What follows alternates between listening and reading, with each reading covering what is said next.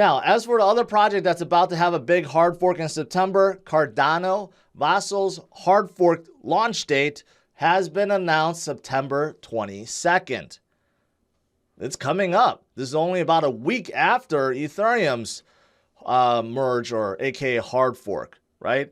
And Charles Hoskinson just came out, did one of his streams, said that basically, more than 75% of SPOs have upgraded, and I've been covering that as well. A lot of the exchanges have been getting ready. So by September 22nd, you could have this hard fork commence, and Cardano becomes faster, becomes easier to program, right? And there's other benefits to Vasil, but those are the two major ones, and could definitely help Cardano going forward. So that is something else that was just announced. So I wanted to let you guys know. Yesterday it was announced that the Vasil hard fork was coming up, right? But what does it really mean? What does it bring to Cardano? Let's listen in on what Charles had to say. The Vasil hard fork, which we now have a date, September 22nd. Charles Hoskinson announced this himself yesterday. He had a short stream, right? But there's a few parts in here that I wanted to play for you guys and talk about it, because I do think a lot of people are thinking, well, okay, we have a hard fork. Ethereum's having a hard fork, but what's the big deal about Vasil?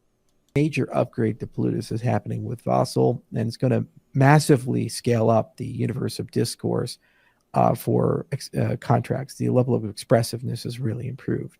But we've maintained actually that level of security and quality that people have come to know and love in the Cardano ecosystem. There's more work to do, more SIPs to the right.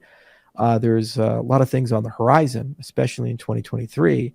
But I think people are going to be very happy with what they have, and there's a lot that they can build with what they have, from big upgrades to the DEXs to stable coins to many other things. There's over 1,000 projects currently under construction in Cardano land. So I look forward to seeing what you, the community, are going to deliver, and the utilities you're going to bring to bear.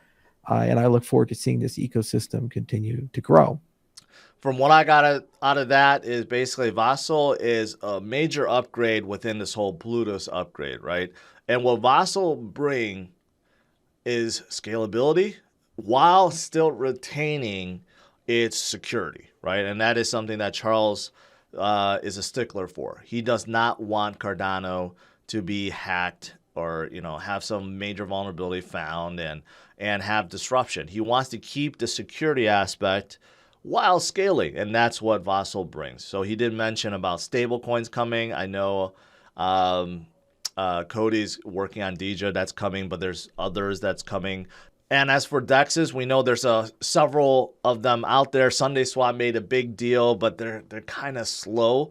And there's several others out there that are kind of a DEX, but they do things a little bit differently, not like a traditional DEX, right? But with the increased scalability and speed, well, DEXs could definitely be upgraded.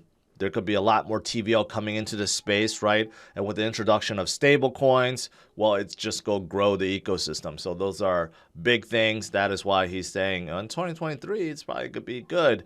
But there are other SIPs, which is Cardano improvement protocols that will be coming. So Vasil is a major turning point, I'd say. Deep parameters totally removed. More than half of the updates went through the SIP process. And it really has been a collaborative product of the community working with us and the external members. And really it all came together. Now, moving forward, there's going to be a big retrospective on how do we do things better. There's also going to be a deep conversation about the overall architecture of Cardano as it is, and how do we take it to the next level to make it more useful and portable, scalable, and better for everybody.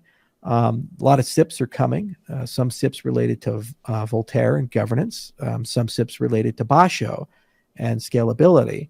And there's a lot of cleanup that needs to be done as we hand it over from one steward role to a members-based organization, and then participate with you guys in that capacity.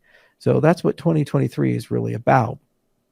So a lot of people are stepping up, taking more advanced roles, more in-depth roles, and we're seeing tons of new people entering the ecosystem and discovering the magic of what we've put together for the very first time, which is truly exciting. I wish I could So that last part was interesting because this is something that Charles has said all along.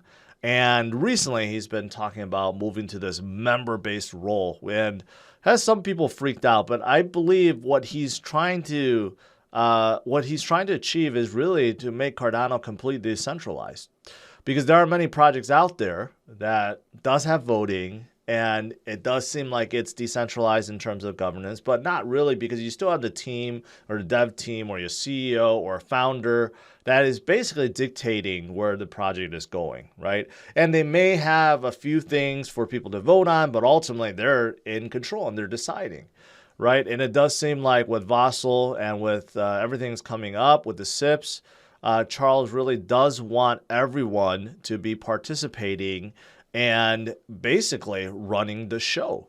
And Emergo and IOHK and everyone else that's kind of like seen as the governing bodies, they more or less become members just like everyone else. That's how I'm taking it, because I remember when I first came upon Cardano, that was one of the things that Charles really stressed upon, is making Cardano completely decentralized in every single way, including governance, which is not an easy thing to do. Almost every single project out there is still led by some figure or some team, and this is moving in a completely different direction, right? Now, some will argue that this will not work. You can't have every decision be made by the people, right? You need to have some leaders that are actually dictating where the project is going to go. So we will see if this new direction really works out in the future. Built Cardano to be the financial operating system of the world. We built it to bank the unbanked. We built it as a community to give economic identity to those who don't have it, so that we can have one global fair marketplace. It's a crazy mission, and it feels vast in scope. But with Vasil coming in September 22nd, it feels that much more achievable, because we're not here alone. We're here together. A lot more to do, but this is a good month. It's about time that we get some good news this year. It's been a tough year for everybody in our ecosystem and industry. Charles is very happy about Vasil, very happy about the mission statement for Cardano, which is basically to bank the unbanked and give everyone a presence and ID, right? He did make big partnerships within Africa. I have not heard much about those partnerships, right? But ultimately, this is what Charles wants. He wants Cardano to grow into the biggest financial ecosystem there is on the planet, and he's doing it one step at a time. If you're looking to buy Bitcoin and crypto for the first time and you don't know where to get started, head over to CryptosRus.com and click on the best exchange guide. Within, you'll find a list of exchanges that I recommend and some that I use on a daily basis.